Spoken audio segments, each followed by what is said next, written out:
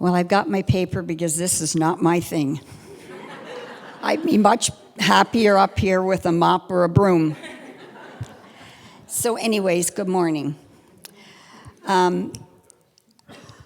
Pastor Jason, as he said, has asked me to share, and I have brought love and received love from a particular family in our congregation. And I'm actually the oldest of 9 kids, and I was a nurse for over 40 years, so I know all about service. So after retirement, and before our daughter Megan gave birth to our much-loved granddaughter Kristen, as everybody knows her, I had some free time. Excuse me. And God made it very clear to me that I was to get back to work. So he called me into something that I was familiar with. And initially, I didn't think much of it because I wasn't ready. But he kept it in the forefront of my head. And so I realized that I needed to get busy. So there were a few families in our church at that time with children much younger than ours. So I approached one of the moms, and I spoke to her about how God had been nudging me to get back to work and not in nursing.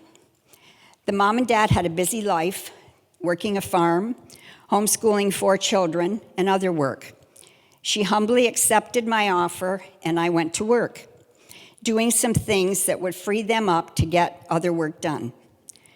Our friendship developed, and even though there is a significant difference in our ages, we became close friends and shared things that happened in the past, present times, and what our future would hold. One day as we were chatting, she mentioned that they would be transitioning their chickens from the yard to the freezer. We discussed what that would entail, and I offered to help. Having no idea of what I was doing because I lived in the city, a small city, but a city no less. I learned what was done.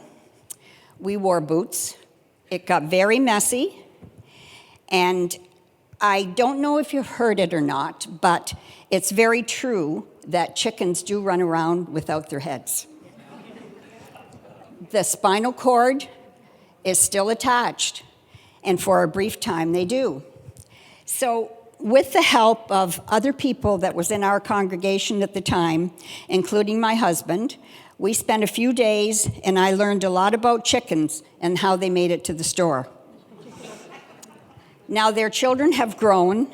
2 are now enjoying life after high school. They're amazing kids, and they always made me feel welcome. I am so proud to say that the mom is in her final year of schooling and looking forward to her new career. Romans 12 tells us, "Be devoted to one another in love. Honor one another above yourselves." I now find that being nanny to Kristen, my very early mornings are when I can spend quality time with God. As I read my devotional and listen to that still small voice that speaks to me, I share my thoughts with those on Facebook. Sometimes I think it is time to stop, but then I read a message from someone that spurs me on.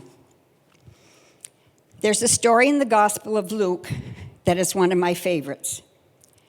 Jesus is at the home of Lazarus, Martha, and Mary. Martha is busy with her tasks, while Mary is at the feet of Jesus listening. So even though I am a Martha, I now take extra time to sit like Mary and listen and read his words. 1 Peter 4 tells us, "Each of you should use whatever gifts you have received to serve others as faithful stewards of God's grace in various forms." Thank you for listening.